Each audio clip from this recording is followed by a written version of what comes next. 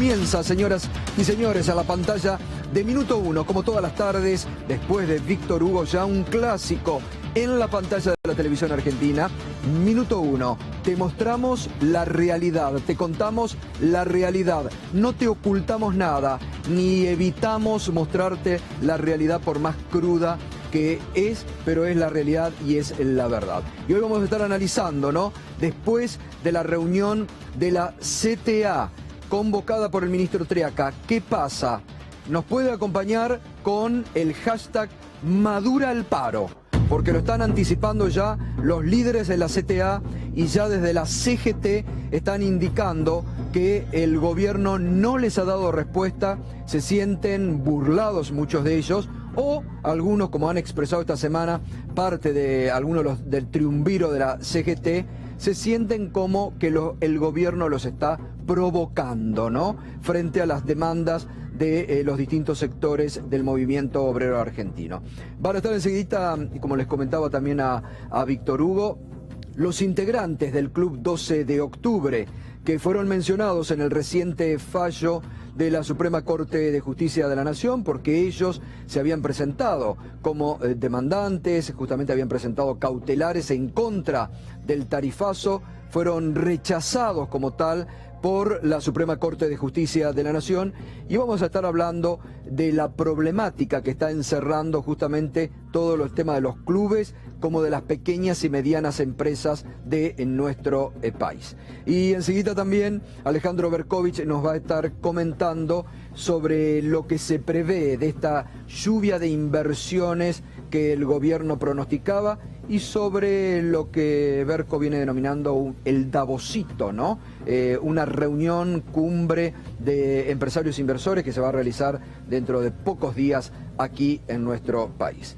Pero ya largamos con toda la actualidad y hoy fue una de las noticias del día, sin lugar a dudas, el encuentro entre el ministro Jorge Triaca y los integrantes de las dos CTA, Pablo Micheli y Hugo Yasky, ¿no? Que un encuentro que finalmente ha terminado sin ningún tipo de respuestas por parte del gobierno hacia la CTA en este caso, como antes había sido el encuentro justamente con la CGT, ¿no? Berko, no sé si tenés alguna otra información también sobre esto. Buenas noches, Berko. Buenas noches, sí, claro, la industria hoy vivió un episodio muy tenso en Santa Fe, en la localidad de Pérez, donde se reunieron 1000 industriales de Santa Fe con el secretario de Industria, Martín Echegoyen. Martín Echegoyen es un hombre que viene de la UIA, sabe la realidad que está atravesando el sector, pero no se esperaba que allí los industriales santafesinos fueran tan duros en la denuncia del estrago que está generando la importación en sus sectores. Y Echegoyen reconoció allí que, por ejemplo, en heladeras, los productos importados ya están ocupando más del 15% del mercado, algo que en los últimos años no había pasado nunca y que además se da en plena recesión, en caída de las ventas. Esto es todo lo contrario a lo que había dicho Francisco Cabrera, el ministro de la Producción, hace apenas 10 días en la misma Santa Fe, cuando dijo, acá no hay ningún problema. Es de verdad una divergencia de criterio bastante llamativa entre el ministro de la Producción y el secretario de la industria que depende de él, claro. Gato. Así que esa es la realidad. Y lo otro es un drama. Hoy fue un día de luto para la clase trabajadora porque falleció, por un lado, un trabajador electricista de la línea 60 que estaba trabajando en un elevador neumático sobre el cual los trabajadores habían advertido que estaba en malas condiciones, y también en una obra, por eso está de paro el 60 por tiempo indeterminado, para los usuarios lo digo también. Y en paralelo a esto, en una obra en la ciudad de Buenos Aires, falleció también otro obrero por la caída de una medianera que la UOCRA había denunciado que estaba en malas condiciones y que se podía caer. Digo porque también se habla tanto del ausentismo laboral desde el gobierno, ¿no? Se habla de que los trabajadores son irresponsables, que faltan, que tienen ausentismo. Bueno, también mueren. Bueno, en la ciudad de Buenos Aires, lamentablemente, en estos últimos meses y en estos últimos años, la muerte de obreros por obras que o no van a ser inspeccionadas o que no, son muchos, lamentablemente, son muchos. Es un tema también para tener en cuenta, ¿no? La verdad que la Agencia Gubernamental de Control va a tener que dar explicaciones en el caso de la medianera, porque la UOCRA hace 4 meses que había denunciado que eso estaba en malas condiciones, y a su vez la empresa empresa que maneja el 60, Dota, también va a tener que dar explicaciones porque desde que se mudaron les estaban avisando que eso se podía caer en cualquier momento. Claro. Hoy se cayó sobre un electricista. Muy bien, Pablo Moyano hoy, dentro de un conflicto que está manteniendo con la empresa OCA durante toda esta semana, se refirió. Recordemos que Pablo Moyano es secretario gremial de la CGT, es uno de los que está impulsando con mayor fuerza la idea de concretar ya un paro nacional junto a los secretarios generales de la CTA. Y hoy justamente se refirió a esta posibilidad. El gobierno está proyectando una ley del empleo joven que reemplazar a los trabajadores más antiguos por gente nueva, por chicos nuevos. Eso sería que miles de trabajadores quedarían en la calle reemplazados por trabajadores jóvenes. Advertimos, si es una mano del gobierno se equivocan. Es un ataque permanente del gobierno, no solamente a camioneros, a un montón de otras actividades por esta política económica de beneficiar a los empresarios, al campo, a la minera y perjudicar a los trabajadores. Bueno, la evaluación es que el 23 va a salir una media fuerza. Nuestra organización de camioneros va a pedir concretamente un paro nacional para el mes de octubre. Por esta política que se está llevando el gobierno. Tarifazo, inflación, impuesto a la ganancia, despido, precarización laboral. Yo he estado con un conjunto de trabajadores en la Plaza de Mayo con los compañeros del CT y bueno, son los mismos reclamos. Creo que va a ir aumentando a medida que el gobierno siga tomando esta medida y siga provocando, como lo hace el presidente, al decir que no va a haber reapertura paritaria. Es la misma política. Es Macri y Menem sin patilla. Creo que no hay duda. Bueno, recordemos, como lo venimos diciendo esta semana, justamente que el 23 se va a reunir el Confederal, ¿no? Que es el órgano institucional más fuerte que tiene la CGT, donde van a debutar los 3 secretarios general de la CGT y allí van a definir la fecha, todo parece indicar, de un paro nacional, que muchos ven posible para el mes de noviembre, donde en estos días, en estas horas hay reuniones incluso entre los integrantes de la CGT con las CTA para ir en un conjunto, para ir al paro nacional, que reitero, muchos lo ven para el mes de noviembre. Pero nos acompaña esta noche Jimena Rattoni, que de la CTA estuvo hoy con el ministro Treaca. Buenas noches. Hola, buenas noches. ¿Qué pasó en el encuentro? ¿Cómo fue? El encuentro primero era un encuentro esperado, nosotros habíamos solicitado la reunión, creo que es evidente que se confirmó después de la marcha federal, y más allá de la cordialidad, digamos, en el diálogo y demás, la verdad nos fuimos absolutamente sin ninguna respuesta, digamos, ¿no? Así que desde un punto de vista, nosotros creemos en el diálogo real, digamos, ¿no? Porque si no es un monólogo de 2 partes que nunca tiene solución, así que sinceramente el sabor de la reunión es un poco amargo. Ustedes, bueno, lo han expresado acá tanto Hugo Yasky como Pablo Micheli las veces que han estado, están impulsando también esta idea de un paro nacional, ¿no? ¿Creen que ya es el momento? Sí, por supuesto, y lo venimos construyendo y conversando con los compañeros de absolutamente todas las centrales y todos los sindicatos. Uno agota todas las instancias, intenta buscarle la punta al ovillo, pero la verdad es que los problemas de los laburantes ya no pueden esperar más. Bueno, ahora lo vamos a charlar, Jimena Rattoni, que estuvo hoy en la reunión con el ministro Treaca por parte de la CTA. Vamos a un tema que en las últimas horas ha estallado y que ha abierto una nueva interna muy fuerte en el gabinete de Mauricio Macri. Lo venimos diciendo desde hace mucho tiempo. El gobierno de Mauricio Macri está armando un nuevo relato. Crea a diario un nuevo relato y muchas veces sobre bases no ciertas o sobre hechos, pero que el relato lo presenta de otra forma. Está clarísimo cómo el gobierno diariamente va creando, inflado, asistido por algunos medios periodísticos, y van armando un relato que pierde, muchas veces después, con el pasar de los días, pierde fuerza y se ve con el avance de la realidad que no era así. Esta semana, una vez más, la ministra de Seguridad, Patricia Bullrich, anunció con bombos y platillos que la Policía Metropolitana había detectado, incautado barriles de efedrina en un depósito fiscal de Ezeiza. Y se disparó nuevamente la interna muy fuerte que Patricia Bullrich mantiene con el ex titular de aduana, Gómez Centurión.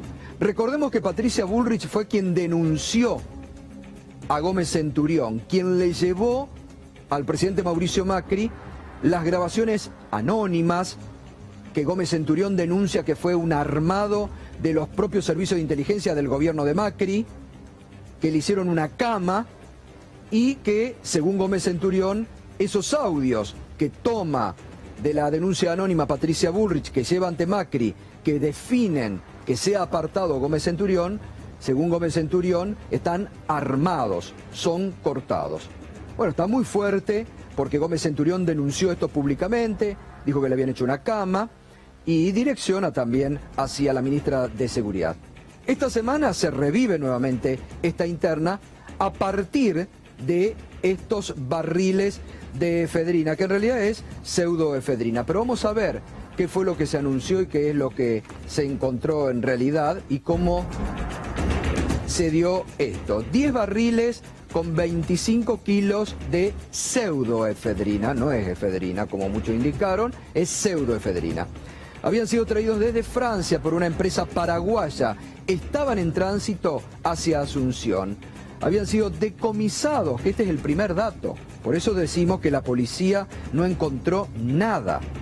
La policía en todo caso incautó algo que ya estaba, y esto es otro error que comete el gobierno, ya estaban judicializados, al menos desde el 2011, porque allí hay alguna diversidad de fecha, algunos dicen que fue en el 2008, pero en el 2011 esto ya estaba judicializado. Incluso ya tenían las vendas que se ponen la faja judicial. La faja judicial, eso. Las fajas judiciales. Es decir, que no encontraron nada. En todo caso, incautaron algo que desde el 2011 al menos ya estaba judicializado. Ya estaba con un tema de la justicia del por medio, ¿no? Bueno, y la empresa, obviamente, la empresa paraguaya, ese creo que es el año que estalla todo el tema de la efedrina, la pseudoefedrina, y obviamente que no lo retiraron. ¿Qué es la pseudoefedrina, que tanto se habla? La pseudoefedrina es usada, no es una droga, porque lo primero que dijeron es droga, es un precursor químico del cual se ha hablado mucho, está usada para la fabricación de drogas sintéticas, es 10 veces menos potente que la efedrina, ¿no? Y el hallazgo de esta semana se produjo luego de la declaración ante la justicia del suspendido titular de la aduana, Gómez Centurión. Dijo que él había peinado el sistema informático de la aduana y no aparecía, que él tenía información y que no aparecía, hasta que recibió una información anónima que señalaba el lugar donde se encontraba. Ahora esto, ¿por qué la interna? Porque se fueron enmendando declaraciones entre Patricia Bullrich, entre Gómez Centurión, una cosa decía uno un día, otra cosa decía otro el otro día. Hoy, desde el propio gobierno, se indicó que desde el miércoles, ya había sido publicado esto en el boletín oficial. Allí está, Administración Federal de Ingresos Públicos, Dirección General de la Aduana de Ezeiza, para decomisar esto. No, ya habían avisado directamente que lo iban a destruir. Claro. O sea, estaba al desguace. Sí, exacto. Entonces uno se pregunta qué es lo que anunció Patricia Bullrich con bombos y platillos. Ya estaba anunciado que se iba a destruir, ya estaba todo resuelto y... Entonces acá es donde justamente decimos y hablamos del relato que el gobierno... Porque seguramente esto, basado en muchas cosas, iba a ser usado para cargar contra algún funcionario del gobierno anterior. Y la verdad, reiteramos, ya estaba judicializado. Es un nuevo papelón que comete en todo caso la ministra de Seguridad Patricia Bullrich, que hoy salió al cruce de lo que también decía Gómez Centurión, porque Gómez Centurión dice, yo di la pista, que tampoco era porque ya estaba bajo proceso judicial. Escuchamos lo que decía la ministra Patricia Bullrich.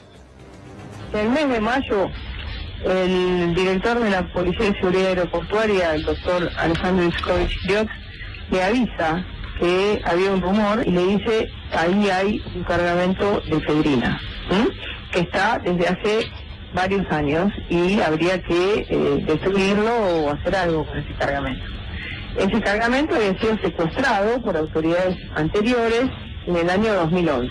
Comienza un procedimiento de carácter administrativo en la aduana, por lo que nosotros nos enteramos, que lleva a que el día de ayer se publique en el boletín oficial el aviso de que si en 30 días el dueño no aparecía, que ese cargamento de pseudoefedrina, así se llama formalmente, iba a ser destruido. La aduana había elegido un camino, el camino administrativo.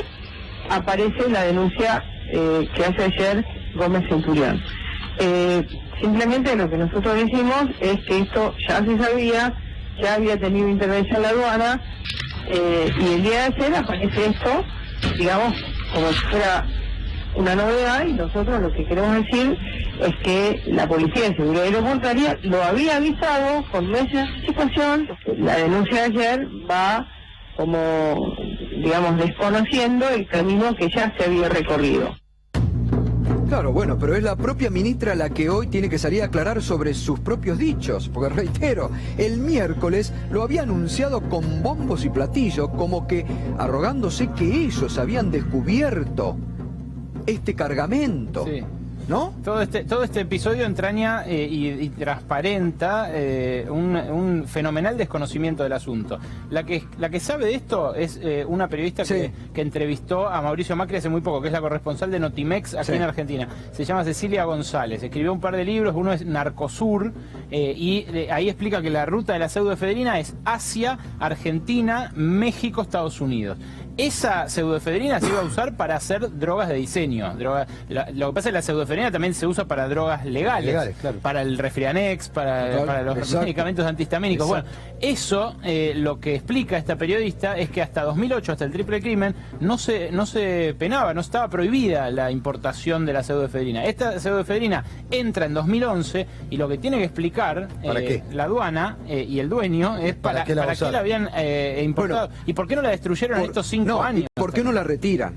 Claro, primero que uno se presenta, ¿por qué la empresa paraguaya que lo había comprado no la retiró? Claro.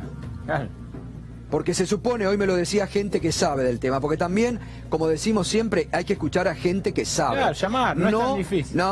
Claro, no sumarnos al relato, porque reitero, seguramente el gobierno, ¿qué quería hacer? O ya sabía de esto y lo guardaba para alguna oportunidad en que tenían que salir a decir, mire lo que encontramos. Exacto. Mire lo que encontramos, guardado, como lo han dicho. Guardado en un galpón de la aduana. Claro, como lo han dicho. Ni más ni menos, ¿no? En algún momento, y bueno, la interna fuerte que hay, es otra interna, servicios de seguridad, servicios de inteligencia, con Gómez Centurión, con la ministra, lo destapó antes. Ahora, el papelón es que ya estaba judicializado desde el año 2011. No descubrieron nada, muchachos. Entonces, se les aguó otro gran show que tendrían preparado para que sea tapa de diarios, para que sea tapa de algún diario. Entonces se les aguó y ahora no saben cómo salir del papelón. De hecho, ¿quién lo explica? Berco también, cómo viene y cómo lo explica esta periodista. Ahora, lo que claro, la empresa paraguaya dijo, porque lo que me comentaban hoy, que en ese tiempo, entre el 2008, justamente por lo que decía Berco, después del triple crimen, que se empieza a controlar más y que salte, claro, seguramente la empresa paraguaya se asustó y dijo, ¿qué me voy a meter en este bolón? Lo dejo ahí, quédenselo, yo no me hago responsable a ver si me arman un tema judicial. Y ahí estaba, Vos decís, Gato, que ahora, ha sido tapa de los diarios, fue tapa de los diarios. Fue tapa de portales, apareció durante 3 días, estuvieron pero no pudieron direccionarlo hacia donde querían direccionarlo. No pudieron. Entonces, seguramente se les adelantó en esta interna que Gómez Centurión tiene, porque fue ordenado después por... y también haciéndole cometer por ahí a la propia justicia un papelón, porque si sabían ¿cómo no va a saber la justicia que desde el año 2011 eso ya estaba bajo un proceso judicial, ¿no? Pero también, a ver, mucho de nuevo se está poniendo en estos meses en discusión, por aquellos que saben y los expertos, el tema de la DEA. La DEA nuevamente está metiendo las narices con todo vía la embajada en la Argentina. Vía la ministra. Entonces, ¿cómo? Vamos a ser claros, viva la ministra Bullrich está metiendo las narices. Entonces, también ahí me parece que hay algún exfuncionario del gobierno anterior que tenía la interna por estos temas con Aníbal Fernández que tiene algún tipo de protección, ¿no?, de la embajada y de la DEA en este sentido. Y que me parece que habrá que ver qué es lo que pasa en los próximos días, ¿no? Habrá que ver qué pasa en los próximos días, si no salta alguna nueva declaración ostentosa sobre estos temas. Pero bueno, esta es la realidad de lo que pasó, ¿no? Yo digo, la realidad sola se encarga muchas veces de desmentir los relatos que nos intentan meter a diario. Hay que estar atentos. Bueno, analogías, dio a conocer hoy una encuesta en la ciudad de Buenos Aires. Atención, atención, porque lo marcábamos estos días, el otro día también Berco se detenía cuando marcábamos el tema de la desocupación en la ciudad de Buenos Aires. Gran parte de mucho descontento que hay con el gobierno de Mauricio Macri se centra en la capital federal, que es un territorio eminentemente cercano al gobierno y pro. Pero el descontento sobre muchos de los temas del gobierno de Macri, que varias ya encuestadoras, mire que acá todos los días damos a conocer distintas encuestas de distintos encuestadores, pero todos coinciden en señalar que la capital federal es el territorio con mayor índice de descontento. Mire analogías y lo que hoy dio a conocer. Los principales problemas y preocupaciones en la ciudad de Buenos Aires. Al tope nuevamente el tema de la inseguridad, que llamativamente lo habían borrado. Inflación y desempleo. Al tope de la preocupación en la sociedad porteña. Inseguridad nuevamente, inflación y desempleo. Los porteños se muestran muy escépticos respecto a que sea controlada la inflación en los próximos meses. Otra conclusión de esta encuesta. ¿Cree este año, le preguntan, que habrá mucho o bastante más desempleo? Sí, respecto a más desempleo, el 64% en la opinión. ¿Se acuerdan que esta semana yo les mostraba otra encuesta de Hugo Aime, que decía que el 78%, esto ya no era la ciudad de Buenos Aires, sino a nivel de la Argentina, el 78% de los argentinos estaban escépticos respecto al presente y al futuro de la economía? 78% lo marcó Hugo Aime esta semana. Y aquí, en la ciudad de Buenos Aires, esto es contundente la cifra, el 64% cree que habrá mucho o bastante más desempleo. Estamos hablando de la ciudad de Buenos Aires, territorio ampliamente dominado desde hace muchos años por el PRO. Y para ir cerrando, ayer hablábamos mucho sobre la presión a los jueces que se está dando desde el poder político, pero que ayer, con la bochornosa solicitada que publicó sectores ligados al poder mediático, judicial, económico y también del periodismo, pidiendo un hecho inédito en los últimos 30 años en la Argentina, que a través de una solicitada pidan la destitución de un juez federal que es probo, honesto y apegado al derecho. Hoy se conoció una columna de opinión del ex jefe de gabinete Alberto Fernández, que publicó en el sitio Infobae, que tituló Republicanos y trogloditas, ¿no? Y donde comienza diciendo, Alberto Fernández lo explicaba también acá el otro día, lo que la Constitución garantiza en cuanto a la independencia de los jueces, que piensan y tienen sus propios criterios, y sostiene sobre la solicitada publicada ayer, la atrocidad que significa que un conjunto de personas se haya animado a solicitar la destitución del juez federal Daniel Rafecas, tan solo por no estar de acuerdo con su decisión de no dar curso a una denuncia formulada por el fiscal Alberto Nisman, da cuenta de la barbaridad conceptual que anida en ellos. Dejo en claro, dice el ex jefe de gabinete Alberto Fernández, antes de ser descalificado por lo que aquí digo, que no estuve de acuerdo con aquella decisión, que públicamente dije entonces que era conveniente abrir esa investigación y no archivarla para despejar toda duda. Hubo, en mi opinión, un sustrato eminentemente político. Digo esto porque es honesto dejar en claro que la decisión que ahora se cuestiona estuvo jurídicamente más que fundada y por lo tanto carece de toda arbitrariedad. Se refiere a la decisión tomada por el juez federal Daniel Rafecas. Aquel fallo no me gustó, como no me gustaron muchos otros fallos dictados por la justicia. Pero lo que no merece ese fallo es ser descalificado porque el juez no compartió mi criterio. La decisión que entonces tomó Rafecas estuvo más que fundada en argumentos legales. Esa decisión habrá sido políticamente incorrecta para muchas personas y medios que aún buscan encarcelar a una presidenta a quien también lancé mis críticas por el modo como desarrolló su gestión. Pero a los jueces no se les debe pedir que piensen y actúen con criterio político, algo que los peculiares republicanos que firman la solicitada parecen olvidar. Me parece muy interesante la opinión del ex jefe de gabinete Alberto Fernández, porque como él mismo lo dice, lo ha dicho muchas veces acá, ha sido muy crítico respecto a la última parte del gobierno de la expresidenta Cristina Fernández de Kirchner, que se ha puesto en una tarea muy racional, pero que, bueno, frente a la barbaridad que ha significado la solicitada publicada en el día de ayer, es muy bueno que voces racionales pongan las cosas en su lugar en la República Argentina. Y esta semana, este fin de semana, seguramente va a ser publicada una solicitada de adhesión y a favor y en apoyo al juez federal Daniel Rafecas. Hasta el día de hoy se llevaban ya más de 1.500 firmas en apoyo al juez federal Daniel Rafecas, donde, bueno, muchos organismos defensores de derechos humanos, personalidades, van a firmar esta solicitada que seguramente saldrá este fin de semana. Bueno, muy bien. Ayer lo veíamos a Pratgay Berco, que andaba de viaje de egresados, ¿no? Así es, como padre coordinador de la camada 2016 de egresados del Cardenal Newman. Hoy en el Ministerio de Economía apareció este afiche que vamos a ver, ¿no?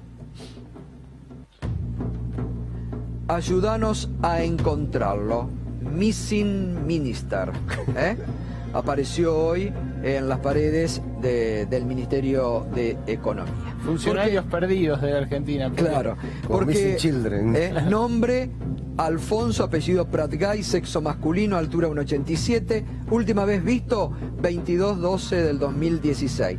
Sus trabajadores, ahí está mal la fecha. Sí, está mal. Está mal la fecha. Sus trabajadores despedidos lo buscan. Sus trabajadores despedidos lo buscan. Si lo viste o sabes algo, llamé. Bueno, dale. Este es el descontento que expresan los trabajadores del Ministerio de Economía. En su momento ATE hizo ahí en el Ministerio de Economía mucha protesta frente a Pratgay, pero te digo, Gato, hoy hablé con dos colegas de Pratgay del gabinete que son economistas y... Muy felices no estaba.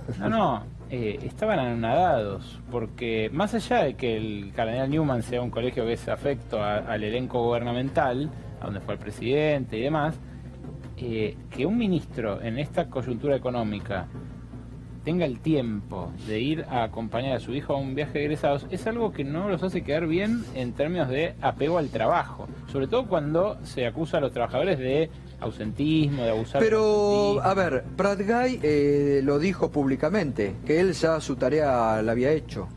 Macroeconómicamente dijo que él ya había cumplido esta... Entonces tal vez él se tomó una especie de vacaciones porque dice, muchachos, ustedes ocúpense de lo demás. Claro. Porque tiene este aspecto que el propio Macri le ha reprochado a través de sus voceros periodistas, ¿no? De que no les gusta, ¿no? Su escaso roce social, claro, digamos, exactamente. A la hora, y político, pero sobre todo a la hora de convivir con otros economistas, que es el trabajo, claro, intercambiar opiniones. ¿No estará buscando Pratgay ser removido? Y da la sensación. Bueno, él decía que quería pasar a la Cancillería, que quería pasar a otro lugar, especialmente si Malcorra iba a las Naciones Unidas, ¿te acordás? Claro, sí, pero hecho que ya está muy lejos. Que ya está lejísimo. Bueno, claro, porque además ayer lo comentamos con Berco y con Mariano, lo que llamó la atención es que ayer mismo, cuando los colegas empezaron a preguntar en la oficina de prensa del Ministerio de Economía, decían, no sabemos el paradero del ministro. Claro, claro. Sí, sí, sí. No sabemos el paradero del ministro. Y eso que la gente que lo acompaña en prensa al ministro Pratgay es profesional porque se trajo toda gente de consultoras privadas para manejarle la prensa. Gente que le hacía prensa a empresas, ahora le hace prensa a Pratgay. No es que llevó a Sí, un que en más de una político. oportunidad te han censurado a vos porque no te dejan preguntar cuando hay conferencia de prensa. No les gustan las preguntas picantes. No les gustan las preguntas molestas. Bueno, muy bien. Jimena Rattoni, ¿se viene el paro nacional? Y sí, creemos que se viene, ya no hay condiciones para seguir esperando, y creo que esto, que es algo que venimos trabajando desde la CTA Autónoma, con la otra CTA y con varias movilizaciones y jornadas de protesta que compartimos todas las centrales obreras, ya es evidente que todos los intentos por tener un diálogo concreto y real han fracasado, así que estimamos que se viene el paro nacional. ¿Y está la posibilidad de que sea un paro consensuado entre la CGT y las CTA? Ese es el trabajo que estamos haciendo todos en unidad de acción, porque los problemas son comunes a todos los trabajadores y en esto no hay división alguna. ¿Cómo sintieron hoy? Porque también esto es una cuestión muchas veces de percepción, ¿no? Pero el primer encuentro, la primera reunión que tienen con el ministro Tríaca, en los reclamos y en las respuestas, ¿cómo sintieron Sí, ustedes? ¿y qué les ¿Cómo pidieron vieron? además, no? Nosotros fuimos con una agenda de reclamos diversos pero muy urgentes. Por supuesto, la reapertura de las paritarias allí donde se cerraron, porque claramente la inflación superó lo previsible a principio de año.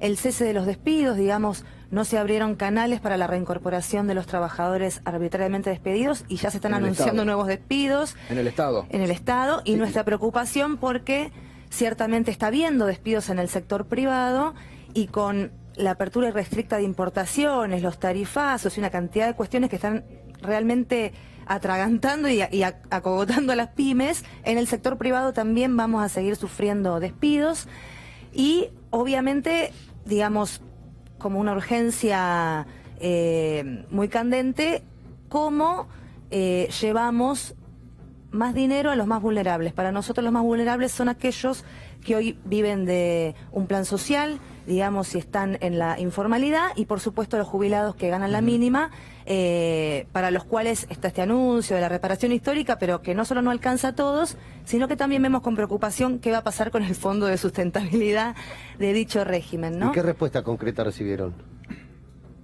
Bueno, que recibimos una situación muy compleja, que la cuestión fiscal, que entre todos deberíamos cuidar la economía y que va a arrancar. Voluntarismo. Digamos, mucho para adelante y Pero ya... respuesta concreta nada. Respuesta concreta nada, y por eso te decía, digamos... ¿Pero ven a un ministro con poder de decisión o no?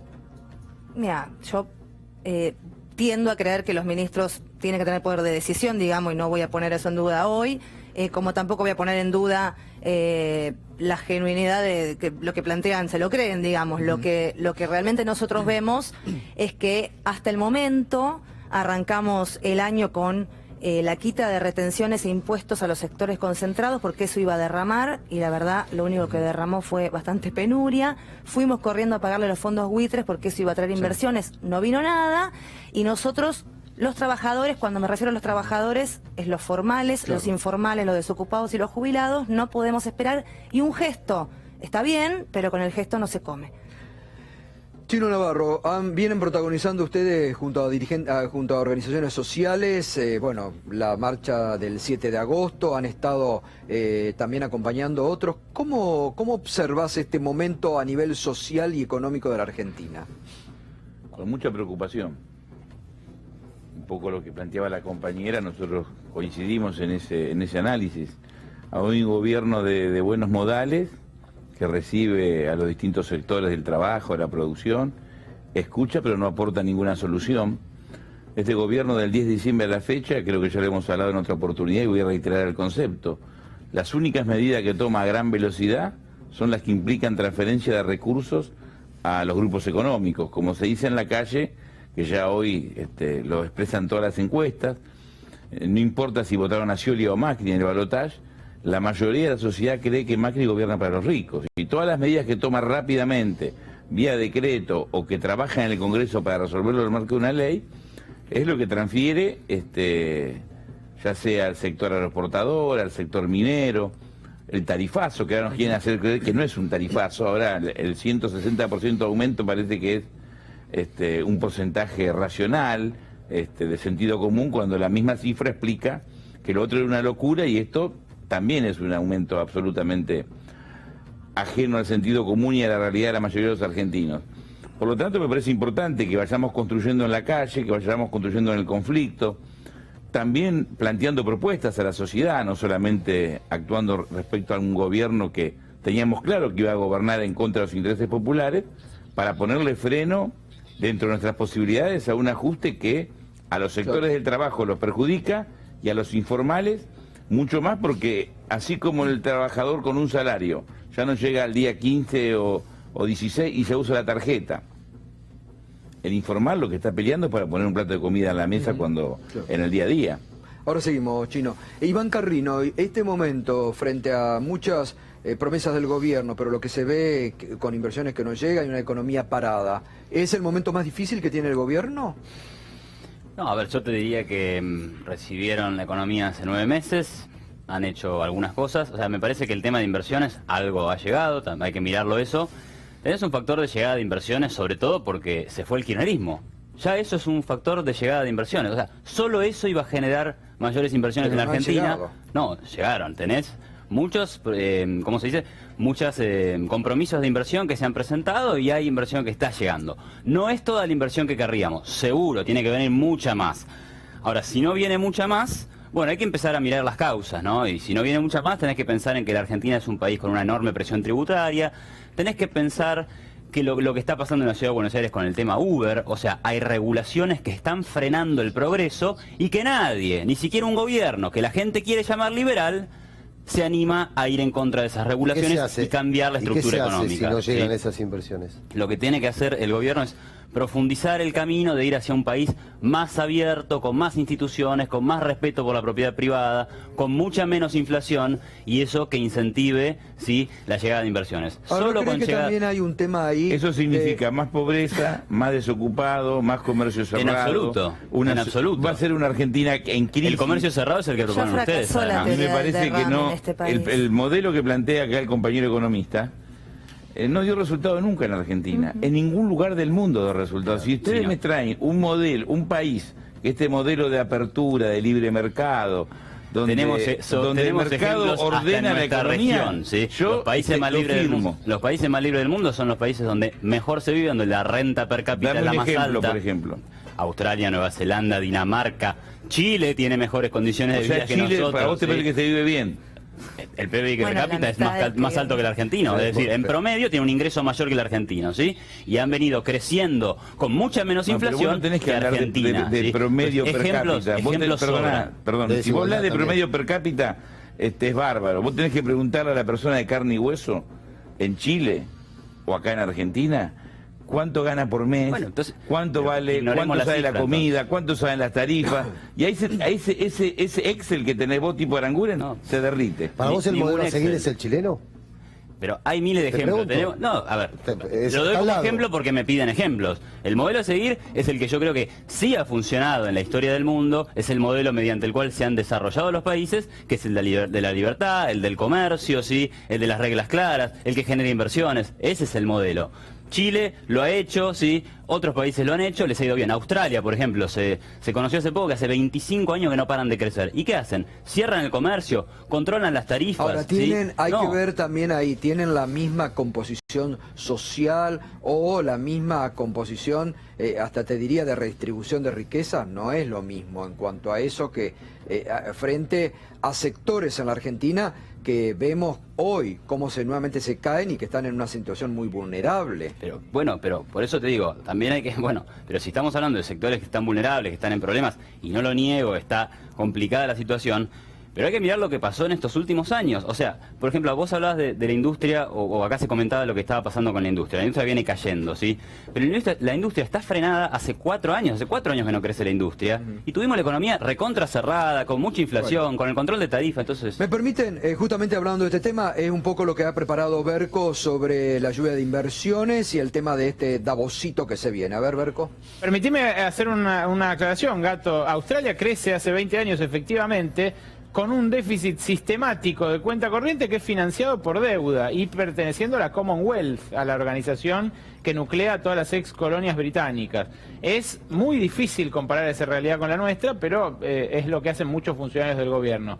Y la verdad que, hablando de inversiones, que es de eso que estaban hablando, lo que empieza el lunes es un intento por lograr que llegue esa lluvia de inversiones. Empieza la danza de la lluvia. Y la danza de la lluvia se va a llevar adelante en el Centro Cultural Kirchner, que ahora no se llama, o se sigue llamando así, pero solo figura como CCK.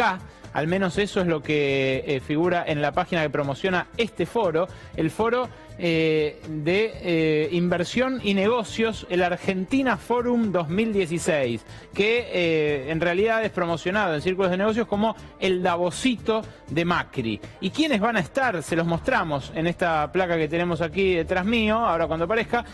Los que van a estar son los CEOs de varias empresas importantes del mundo que le costó mucho al gobierno traer, porque en algunos casos, bueno, había problemas de divismo, de que viene un CEO, de que no, de que todavía no están dadas las condiciones.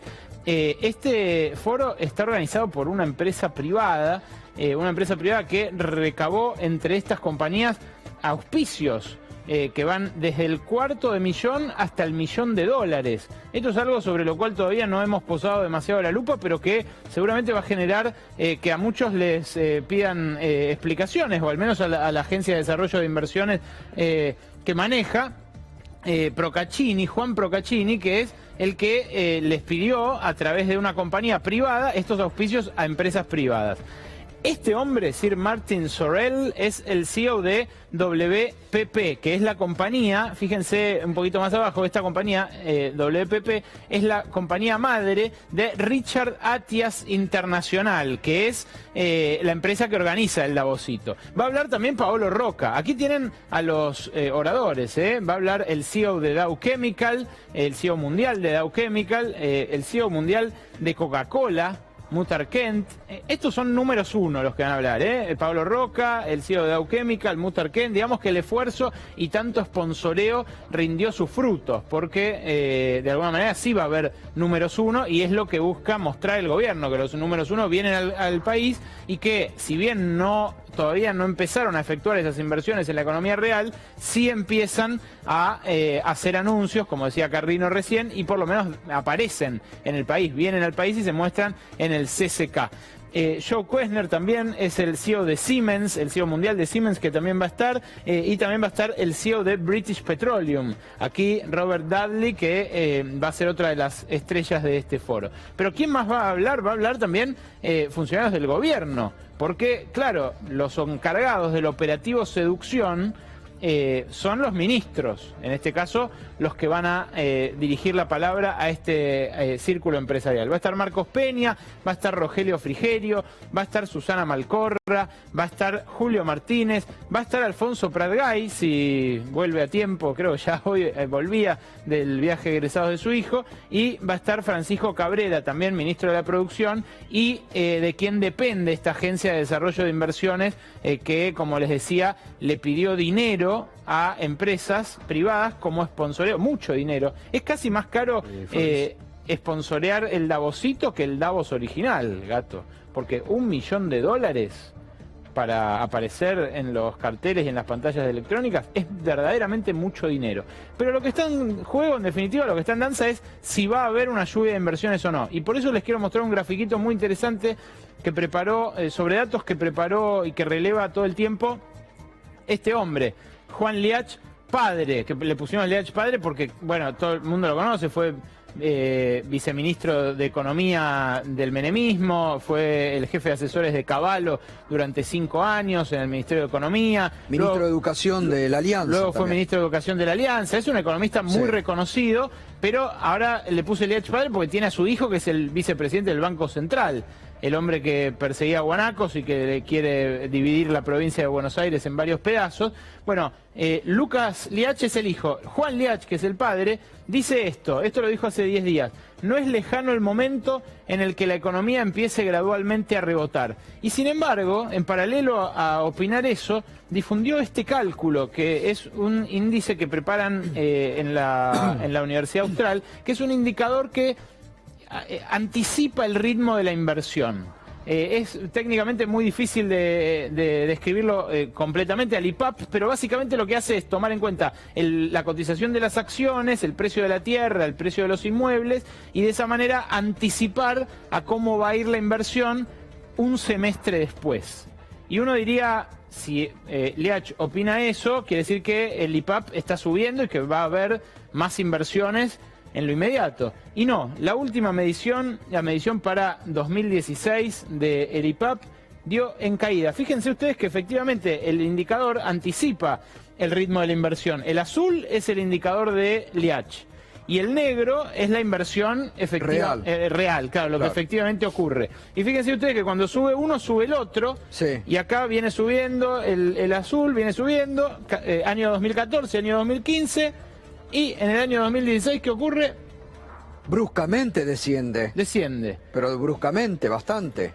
Lo cual hace pensar que el segundo semestre no llegó, pero tampoco va a llegar el primer semestre del año que viene, y tampoco va a llegar el segundo semestre del año que viene, al menos si las predicciones de Liach son correctas. Ahora, lo interesante ahí, fíjate vos también, Berco, cómo a las palabras se las lleva el viento, pero lo que hace el trabajo académico o de consultor de Juan Liach, reconocido, lo deja por escrito, y lo que deja por escrito no es venturoso como lo que él dice, ¿no? Exacto, quizás la semana que viene en el Davosito se haga la ronda de negocios fructífera y esto se revierta y por primera vez no acompañe el ritmo, sino que suba bruscamente la inversión. Ahora vamos a ver si lo logran a pura labia los ministros. Bárbaro, fantástico, Berco, gracias, gracias. Lo que se viene, que lo anticipa siempre Berco aquí en Minuto 1.